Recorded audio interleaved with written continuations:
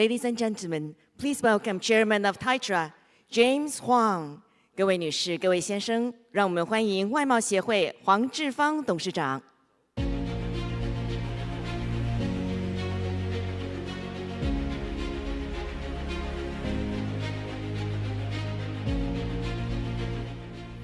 Good morning, everyone.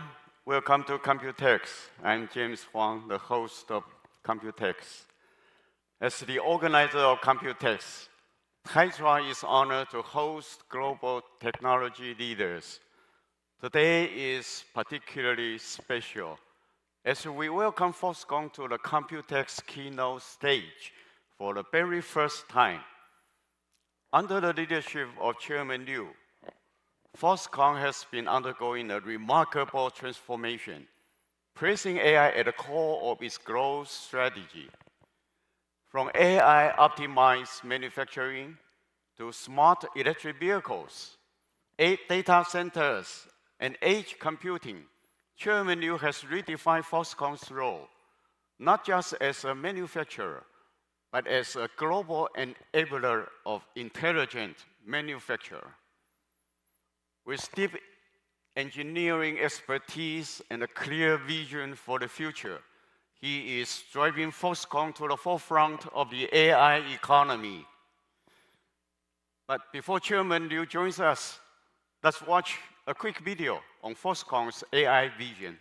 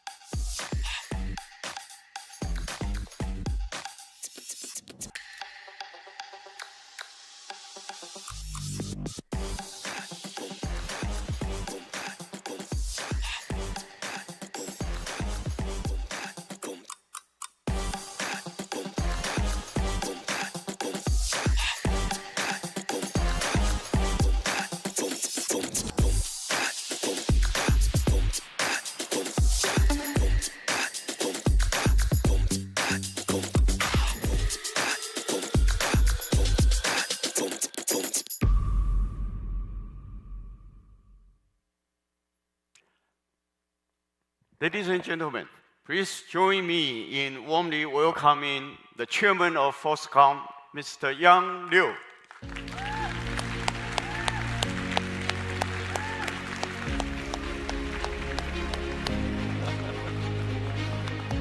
Thank you, James. Good morning, everyone. It is a pleasure to be here with you today. You have seen so many factories with so many robots running in our current factories.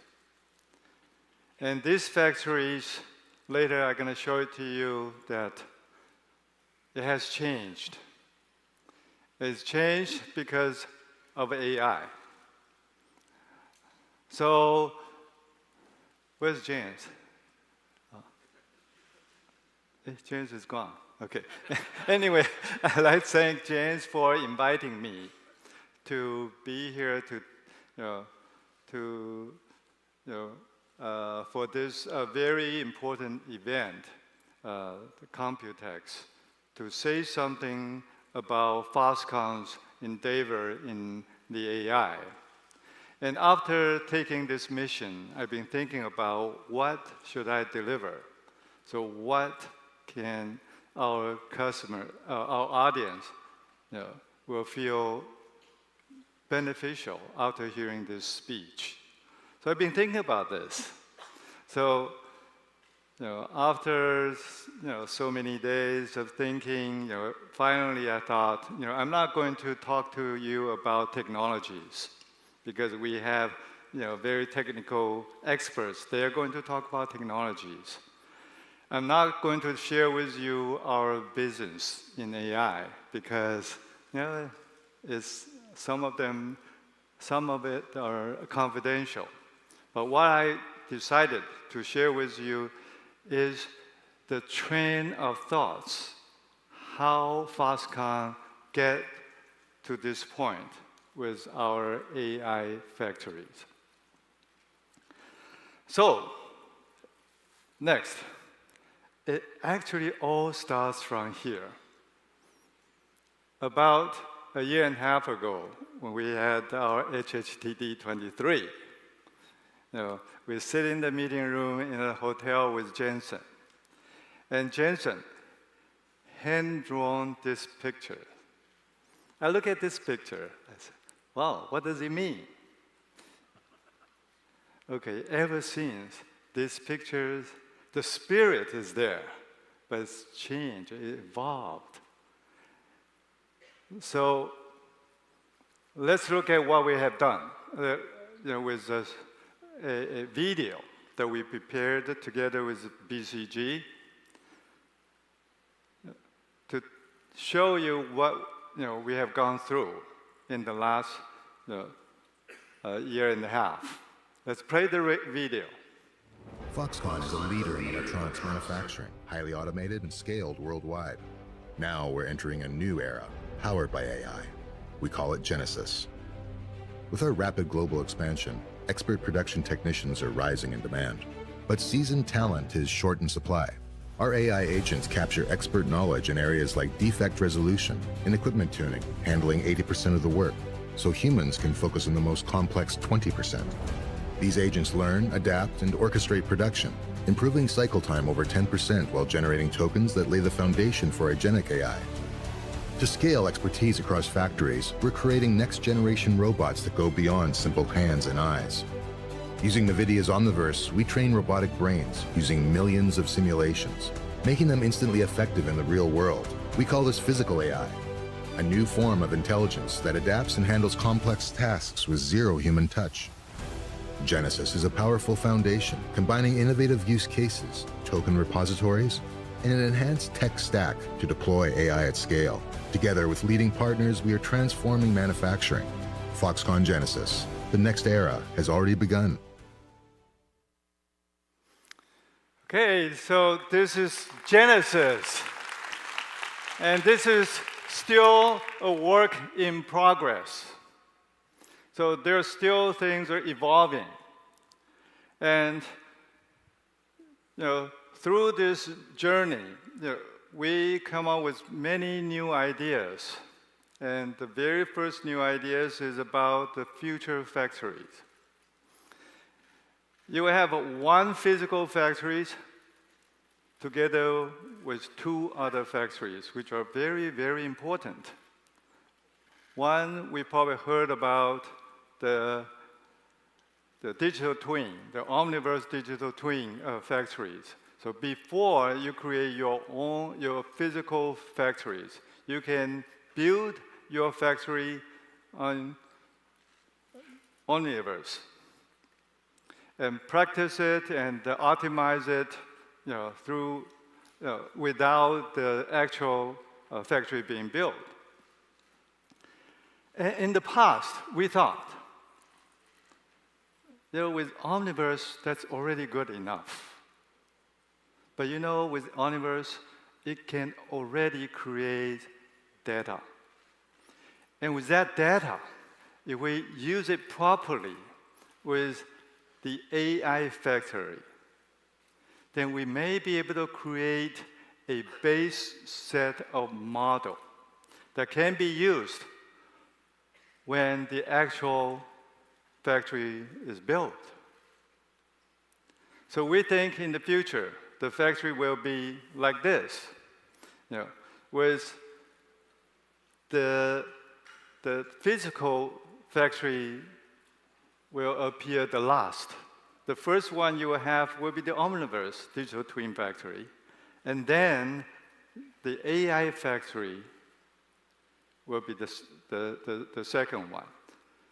And once you have the model built and the digital twin optimized to a certain level, then you can have your actual factory. And that's the vision that we see for the future factories. Next. And what you have seen that with the BCG effort, we have gone through so many use cases. And these use cases, after accumulating many, many hours of work with our technicians, we have very important finding, which I would like to share with you.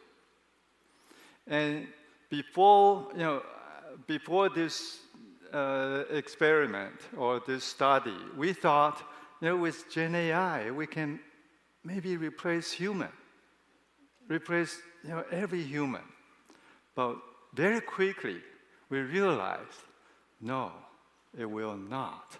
If you look at this chart, the white curve is a human technician.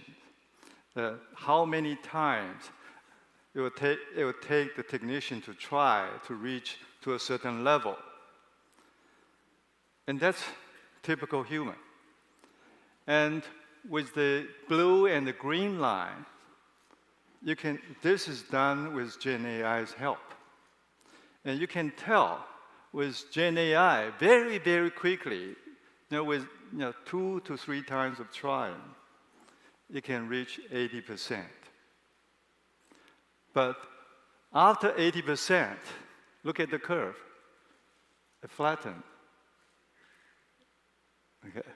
So the human can do much better than the Gen AI after 80%. So we come up with this temporary conclusion that with Gen AI, it can help for the 80% of the work. The rest of 20% will still have to be done by the skillful workers or technicians. Okay, that's a very important finding I would like to share with you. Okay. Next.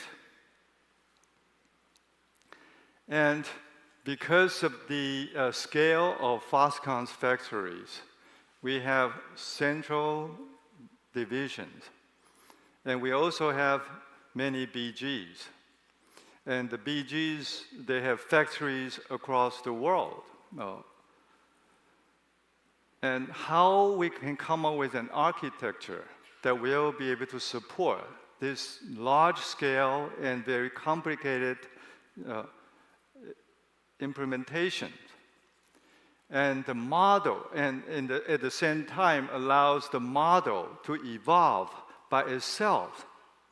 And it requires a very, very complicated, the architecture becomes very, very important. We're still, it's still evolving. But we think with this initial architecture, we should be able to get to what we want, so that the model, the base model created by the central department, can then be utilized by the BG's factory all over the world. And then they can continue to train with their factory actual data.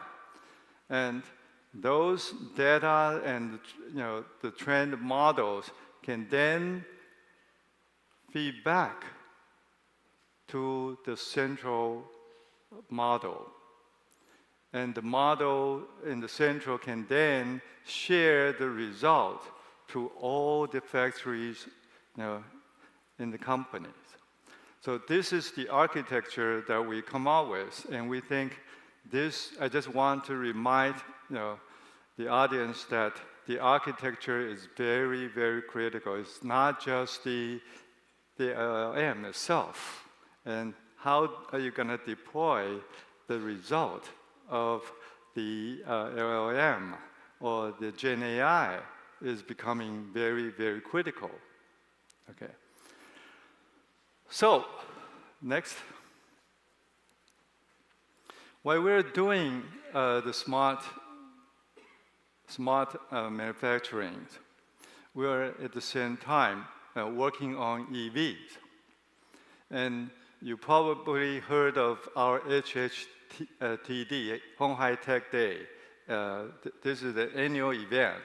In that event, we'll show to our audience our new EVs that we created in the last year. And the very first product that we delivered, we shipped to the market, is the e-bus. And with that e-bus running on the streets in Kaohsiung, with a lot of sensors in the e-bus, on the e-bus. And we collected a lot of data of the street. And very quickly, we realized that, how are we going to utilize this data? We started looking for some way to share the data with the government and with the enterprises.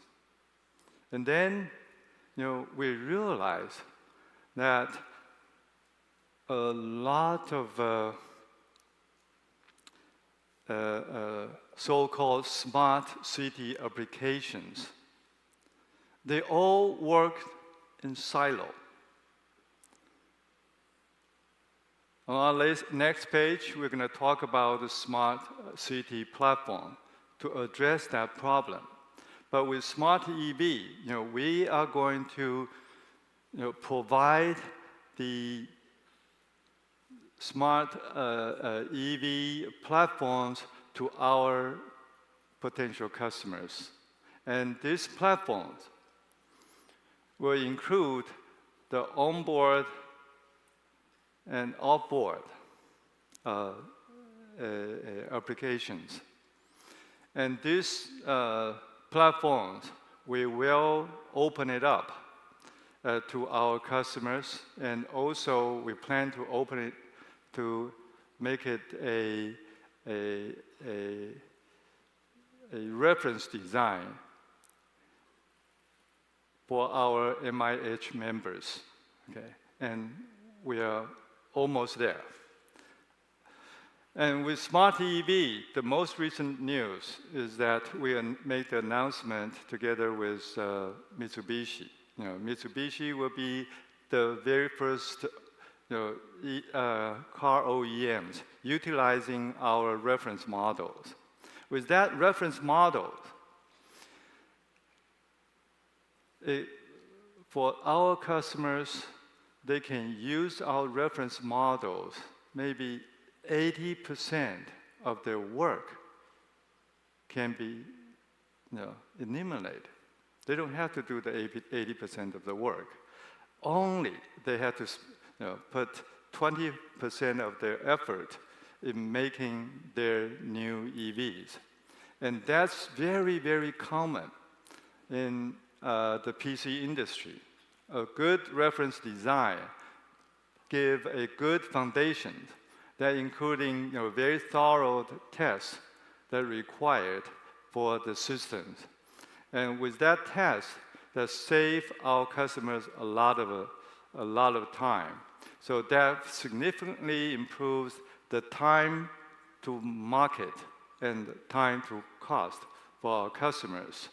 Please stay tuned with this new EV announcement.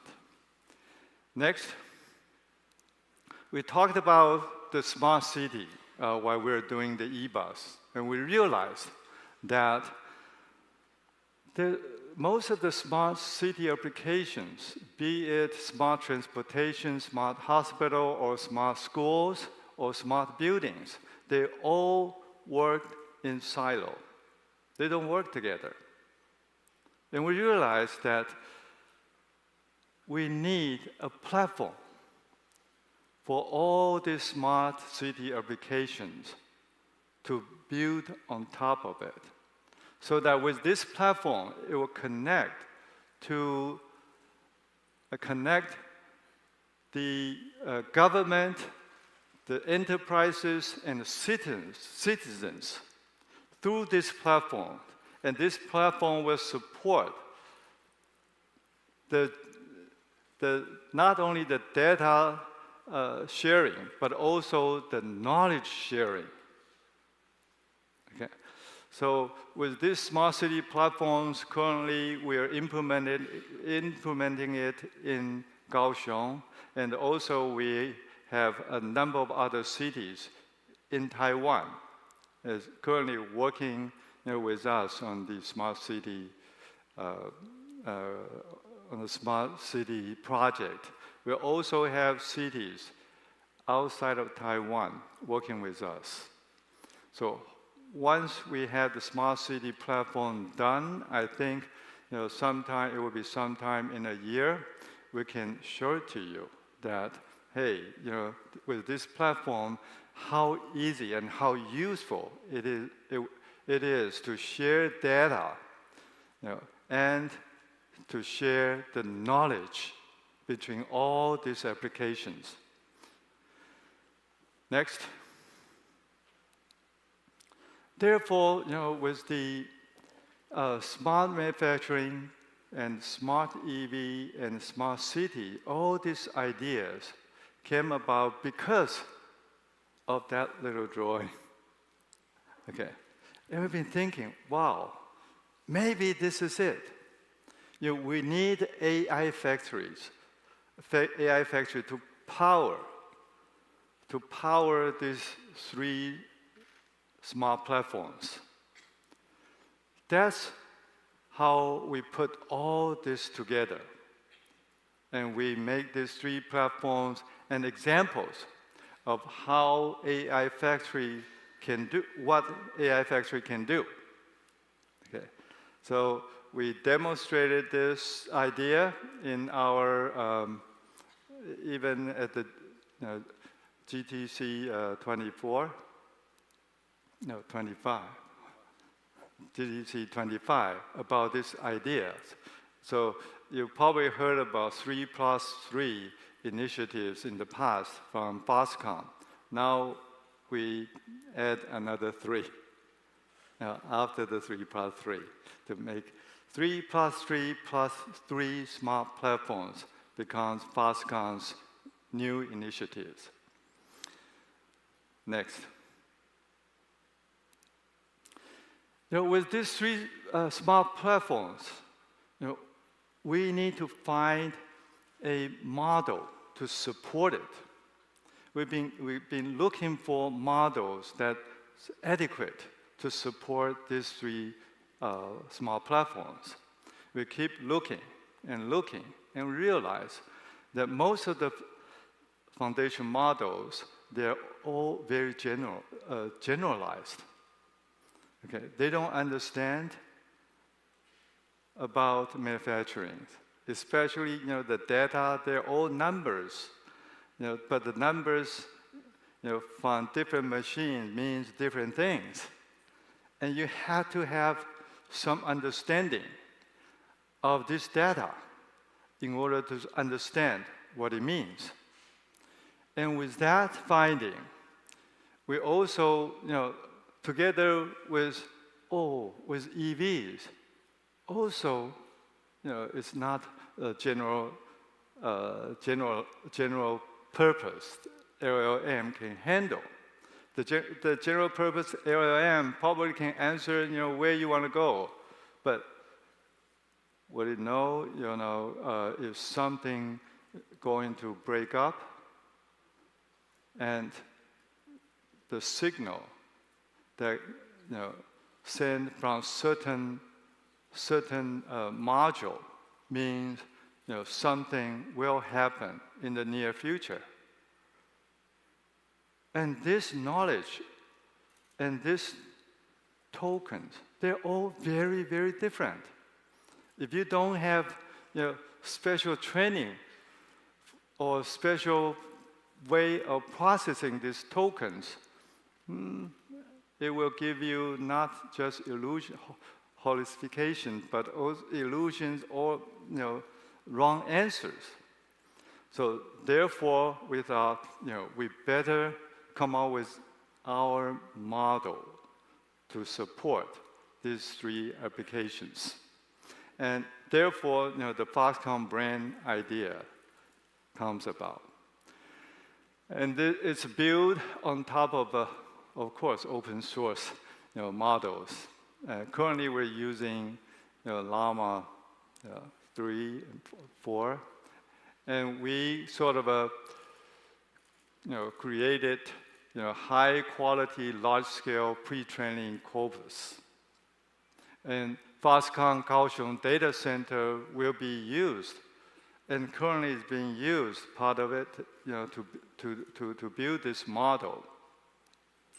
And this first generation model specialized in reasoning, and that reasoning is a little different from the general reasoning because of the applications. Okay, so the agentic workflow for very domain-specific applications, and this is FoxBrain is going to develop to solve the problem I just described. And we plan to open it, to make it open source to the communities. Okay? And hopefully, through your joining the open source communities, we can make this model more powerful, more useful. So with the FoxBrain idea, we think, oh, now that we have the applications, the 3 smart platforms, we know that we are going to build a FoxBrain model to support it. Next. Then what do we build those things, those applications, those systems on? We look around, we realize, oh, NVIDIA is not just a chip company. It has a full stack of software to support it. And we realize that, with all the platforms that we talked about and the brand that we are going to create, the NVIDIA has a full stack to support us, to do that. So we're going to build our platforms on top of the NVIDIA AI software stack. Then the next one would be, what hardware should we use? Right? But with this, definitely it's NVIDIA hardware. So we need hardware to run it. We need a tremendous compute power to support it. And that's why you heard the announcement yesterday. Next. The AI factory will build the very first NCP AI data center. And this AI data center is targeted to have 100 megawatt of power. And the power, I don't want to use the word shortage in Taiwan. It's a very, very critical resource. So it takes us a couple of steps in order to build it up to 100 megawatts. So we will build, like 20 megawatts to start with, and then add another 40, in the next phase, then another 40, okay? Some of it will be in Kaohsiung. The other ones we will look around in Taiwan to look for, where we can get the power the quickest. Then we will build the data center there. Okay. So with all this AI-related, the applications, the brand, and the software stack, and the hardware, and the computing power, comes within the last 18 months. We've gone through all this journey, all this exercise to come out with the current status. Together, we work with BCP and BCG and NVIDIA and other partners to create the whole ecosystems. And hopefully, with all these ecosystems, we're able to become the leader in the AI manufacturing at the least.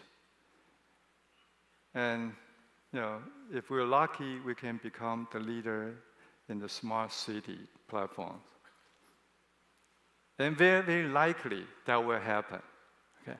If that happens, we estimated the compute power that will be needed for supporting the cities, the smart cities, would be huge. So that's why, about a year ago, when people asked us, whether you see the slowdown of the compute power requirement, I told them, no, this is just the beginning, and because we see the applications is coming, and we also see, the evolvement of the models. It will only become bigger and bigger, So don't worry. It will not slow down, at least in a foreseeable future. Okay. Next. This is another discovery that we had while we're working on the smart city. And we look at the demographic data. And we look at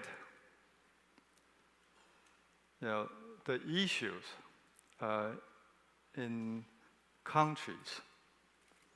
And we realize that when a country become developed, what will happen?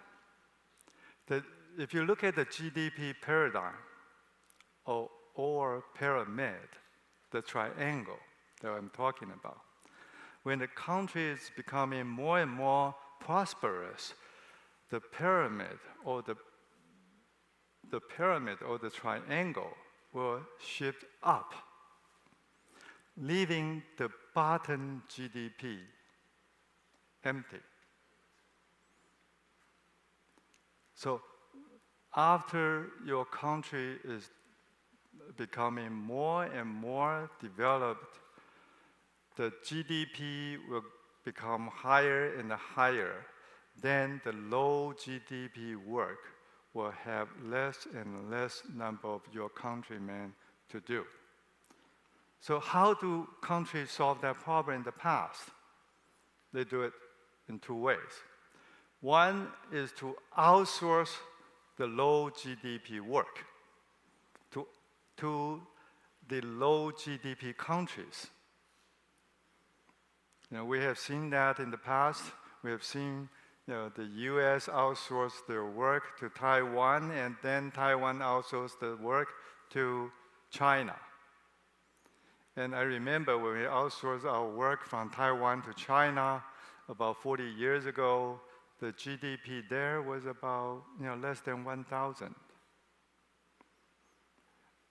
And with their hard work, after 40 years, the GDP has grown over 10,000. So what happened? What's the impact to the society there? Most of people want to have a high-paid job, and the society is able to pay it. But what about the low GDP, low-paid job?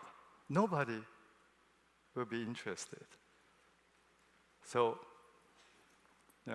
eventually they're going to outsource the low GDP job to other low GDP countries. Eventually, you will be running out of low GDP countries. Yeah, that's the limit. Another way to solve that problem is to import people from the low GDP country, the so-called immigrant workers. And this has been done in Europe, in the US, in Japan, and now in Taiwan. But that creates some social problems. But in the past, there's no other way to solve that problems. Now with the advent of Gen AI, we see a great potential of that. With Gen AI plus robotics, that will fill the void, the gap. And that's the opportunity I see. And that is a tremendous opportunities, with Gen AI plus robotics to fill the void or the gap when a country, they become more and more prosperous, the low GDP work will be done by the Gen AI plus the robotics. It's not the service, it's not the entertainment. I think that's the real challenge for all developed countries. Okay? So that's a great opportunity for all of us. And I urge you and the countries, developed countries, the leaders of the developed countries, to watch the development of this very, very carefully. Okay. So I think that's the journey I would like to share with you. And as I said, we're not going to talk about the business. We're not going to talk about the technologies, just the train of thoughts, how we started and how we come out with the current stage. And as I said, this is going to evolve. And with working with partners like NVIDIA, and the technology leaders, we think with our collaborative work, we are able to accelerate that progress. Okay, so before I introduce, this talk is broken into two parts. The first part, I'm almost done with it.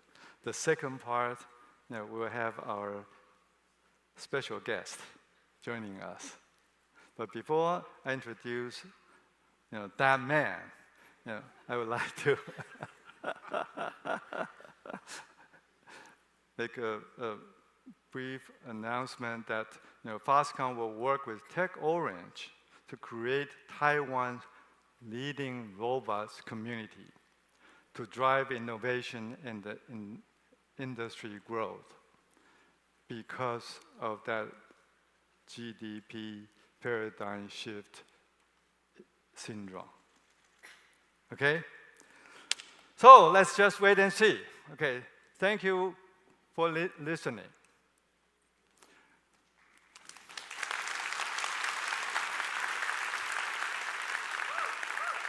Is our guest here?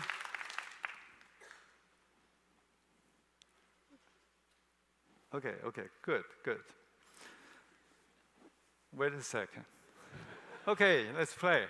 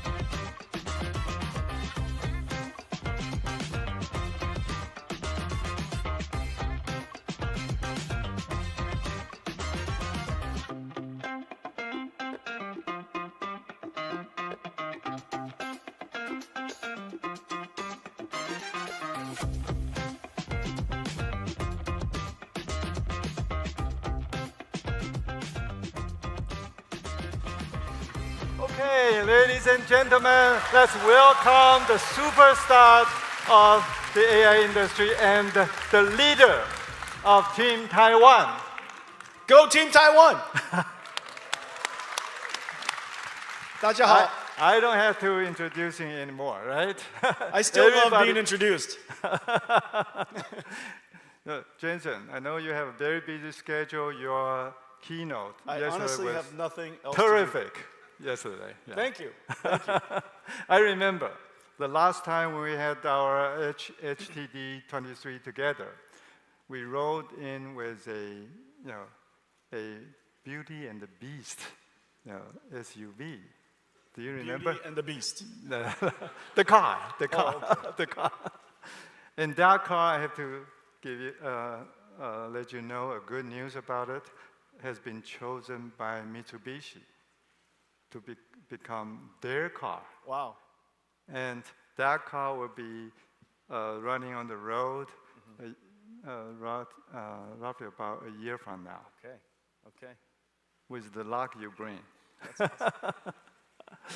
And in the second half of the keynote, what I would like to do is to ask you questions and let you answer. Okay. Okay. So you know, it doesn't matter what you ask. My answer is always the same. I hope I will ask. Actually, I collect a lot of questions from the industries and from people who care about you, and compile them into 3 categories of questions. Right. Number 1 is business related.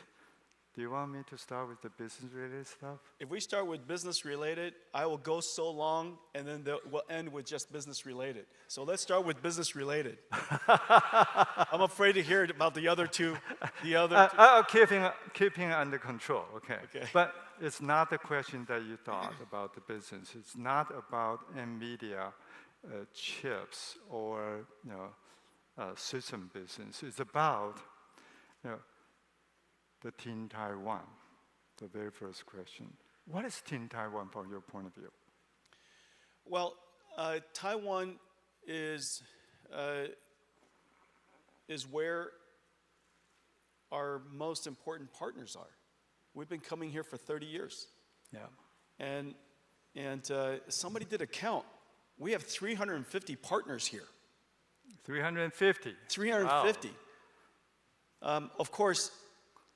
Of course, I don't know them all, but apparently, either directly or indirectly, we work with some 350 companies.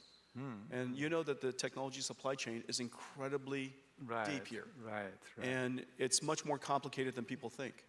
I made a movie the other day that I showed yesterday, and it just shows the breadth and the depth of technology that is here in Taiwan. And so, as a computing company, this is the epicenter of the world's computing industry. This is where it starts. And everything from the chips, of course, to the systems, and now increasingly,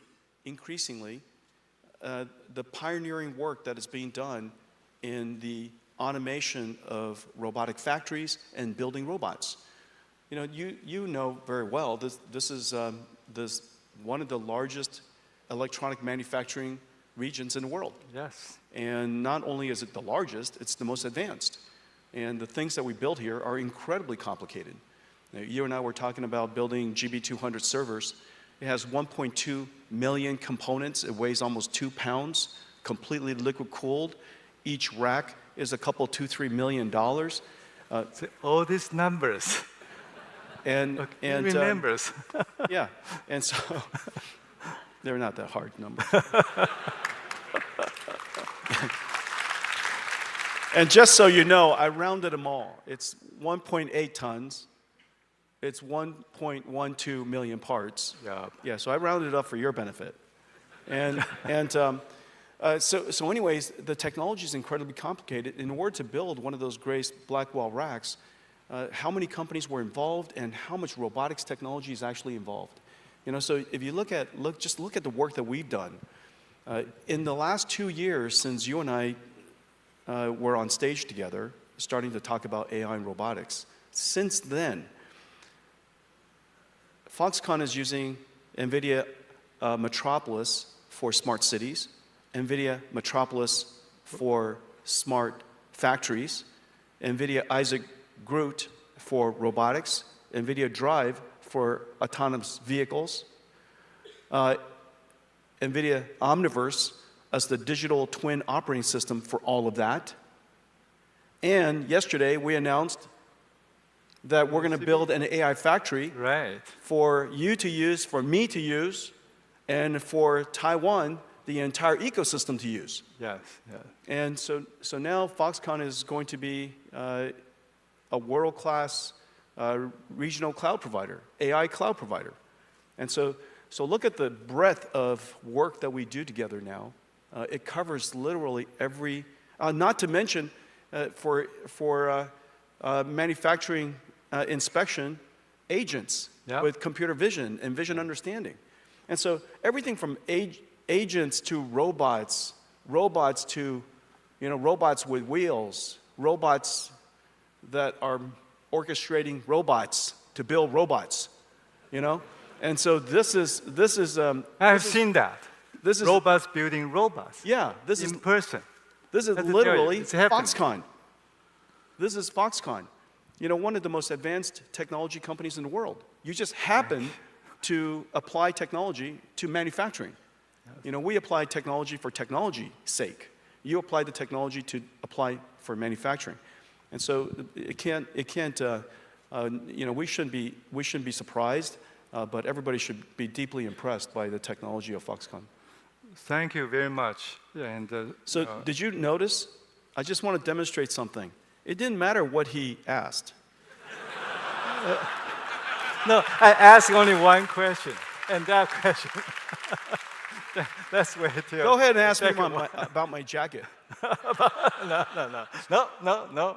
No, I just want to demonstrate something. Okay. I'm not going to ask about jacket. Okay. No, I just want to demonstrate. It doesn't matter what you ask. You answer the same thing. Okay. I see. Because from there, I was going to talk about Omniverse and robotics.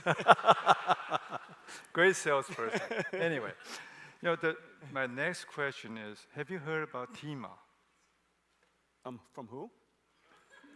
TEEMA. It's an association, Taiwan Electronics and Electrical Manufacturers Association. Did I do something wrong? No. Oh, there's something he doesn't know. I was just made the chairman of TEMA. TEMA. Well, congratulations. Okay. TEMA. Congratulations. Did you do something wrong? I hope no.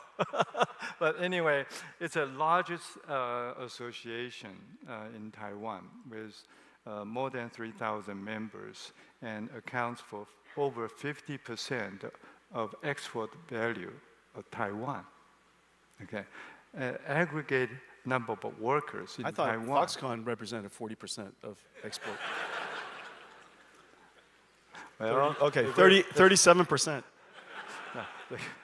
Because our business model, we're worldwide, so the revenue counted in Taiwan is only about half. Okay. Yeah. So TEMA is the association. I think most of the members are, most of your suppliers are members of TEMA. Mm-hmm. Okay. With this rapid changing AI industry, what advices do you have for your suppliers in the TEMA, as a TEMA member? Mm-hmm. Any advices for them? Yeah, I do. It'll come to me in just a second. But I'm just going to have to start. I do. So let me make an observation. In fact, vast majority of the industries, the companies focused on industries, has largely been left behind as during the software revolution. And the reason for that is because you're obviously an industrial because you understand mechatronics. You understand mechanicals, you understand chemicals, you understand the deep physics part, the sciences part of industry. That industry was formed out of the last industrial revolution. And Taiwan is excellent in those industries. But when software came, it was a brand new skill, and those skills were quite unusual and quite unnatural for these companies. Number one. Number two, first observation. The second observation is that when AI started 10 years ago, it was very interesting, but not very useful. Not very useful for the industrial companies. And the reason for that is because the AI understands English, but it doesn't understand physics, which is what you need. Everything that you do needs physical understanding, physical intelligence. You know, when I roll a ball underneath a car, my dog knows to either go underneath the car or go around the car. But the AI thinks the ball has disappeared out of this universe. And so we need to have physical common sense. Now we're developing both of those things. Now, why is AI so great? The reason for that is because you teach an AI, you don't have to program an AI. Software programming skills is no longer as vital as it was before. You have an opportunity to leap the software chasm and go directly to AI. In fact, I can prove it to you. Everybody is a software programmer now. The definition of a software programmer is somebody who programs a computer to do something. Right. That's a software programmer. Give me an example of somebody who can't tell ChatGPT to do something. And if you don't know how to even tell ChatGPT to do something, you say, ChatGPT, teach me how to teach you how to do something. Yeah. Isn't that right? And ChatGPT writes a very nice prompt and says, try this. And I say, okay. Isn't that right? Incredible. So this computer is now intelligent, and intelligent systems are easier to use. And now you have an intelligent system that's easier to use. It understands the laws of physics. We combine all of that into Omniverse. You see how I came back again? It came all the way back into Omniverse, which you are using as a digital twin. Yeah. Isn't that right? Yes. And within the digital twin, you could design your plants, you could operate your plants, you could simulate your plants, and plan everything before you operate it greenfield or brownfield. Exactly. Isn't that right? And so all of a sudden, every company in TEMA is now a technology company. And has to be, right? Has to be a technology company. It doesn't matter what you ask me. Okay. Now, if I switch to ask one-track mind. Personal related questions. It's going to come right back to TEMA. Okay. I think for TEMA, I think they heard it, and they will have to keep up with the AI and transform themselves to have more and more software capabilities. Yeah. Right? And in fact, look, every company needs to do what Foxconn did. When you and I first talked about AI, you didn't talk about AI and read about AI and kept thinking about AI. You just started working on AI. Just get to it. You know, of course, the technology 2 years ago is not as advanced as it is today. Right. Right. But you knew that. You knew that it was going to get better. You knew that technology was going to get better. Of course it does. It's getting better at 1 million times every 10 years. 1 million times every 10 years is like changing every day. And it is. AI is changing every single day. And so, but you engage it today with an expectation that these challenges that you're experiencing are going to get solved almost by itself. But you've got to get engaged right away. Everybody has to develop a system. We have a system available to you. You bring it to your company, and you know, Foxconn and I will build it for you. All the software is available for you. We're already integrated into all of your software developers, whether it's Cadence or Siemens or right, Dassault or Autodesk or whoever it is. We're already working with all of your software developers. Omniverse is integrated into all of that. Nemo is integrated into all of that.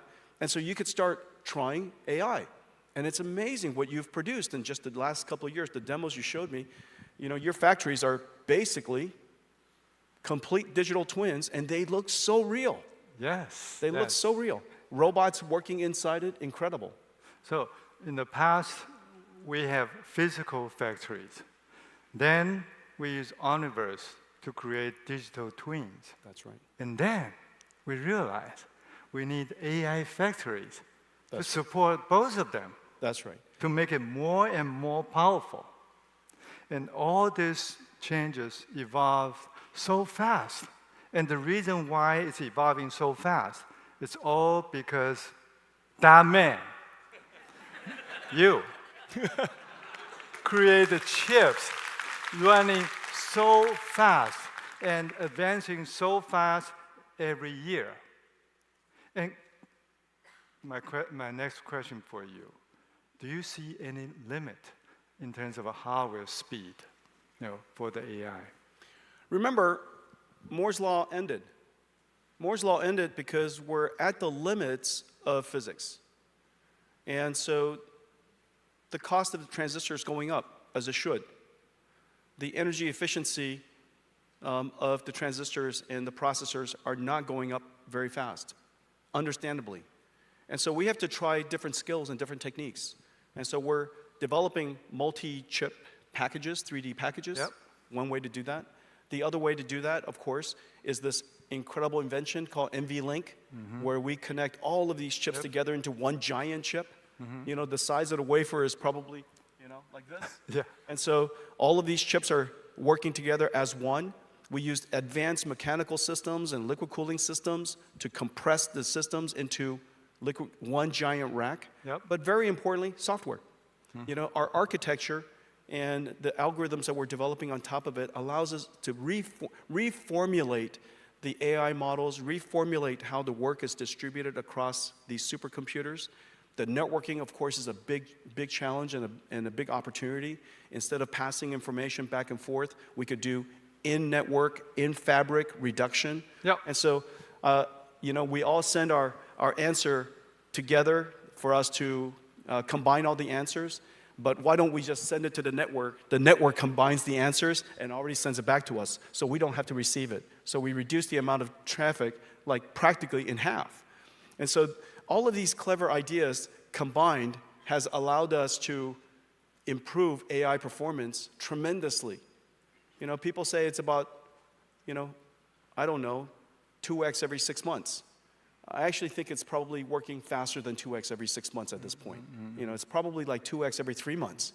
The combination of all these things, I call it full stack, but basically you're innovating chips, innovating systems, innovating at the data center, innovating the operating system of the data center, and innovating the model all at the same time.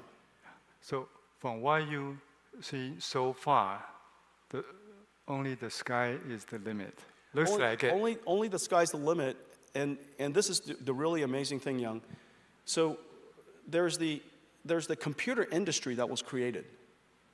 And remember, the first time I realized this was going to be an industry, that the computer industry was going to be, was when Bill Gates, in one of his interviews, and he was so young, it was 1984, maybe 1985.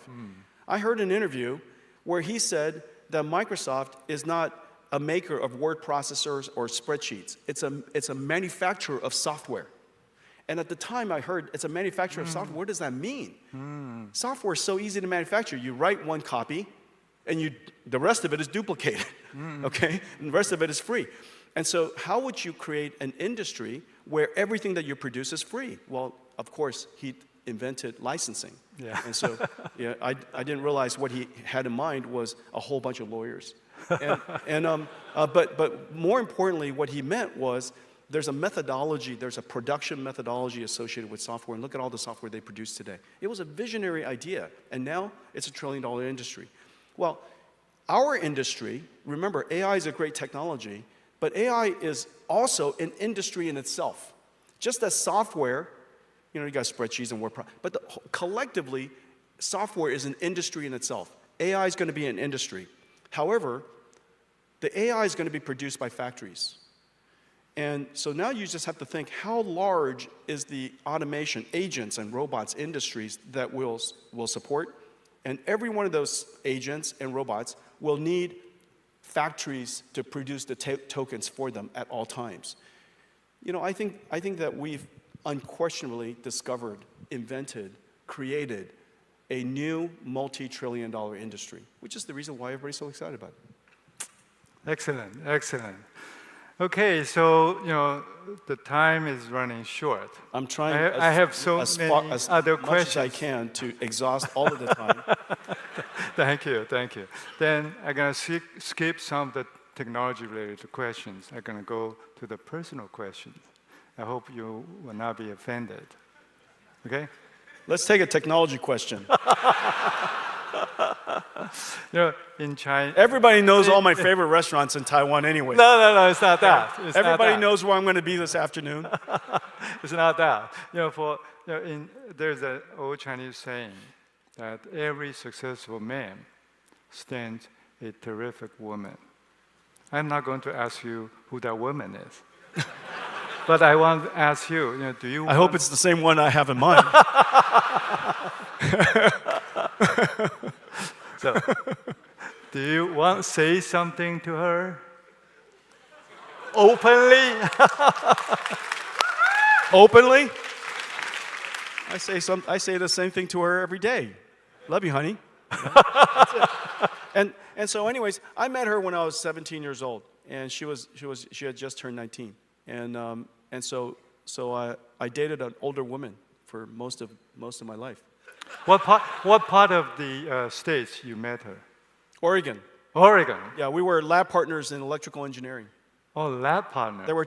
Okay, so imagine the odds. Imagine how smart you have to be to achieve this, okay? So there are 250 students in electrical engineering fundamentals. There were only 3 girls. I was also, statistically impossible. Not only that, it is very clear who's the youngest person in class. I was 128 pounds going to college. Whoa. I graduated at 132 pounds or something like that. Okay? I was 128 pounds. And so I looked like a kid when in a room of adults. And so I just went up to her, and I noticed this beautiful girl in the class. Listen. And I went up to her, and I used my superpowers. Superpower? Because I knew, just looking at the audience, who everybody knows what my skills are. And so I just told her, would you like to see my homework?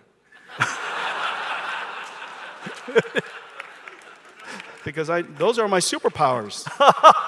The homework. Everybody has superpowers. And so I also told her that I don't know what grades you have, probably very good. However, if you study with me every Sunday, I promise you'll get straight A's. Every Sunday. And so I had a date every Sunday. Oh, I see. Very smart.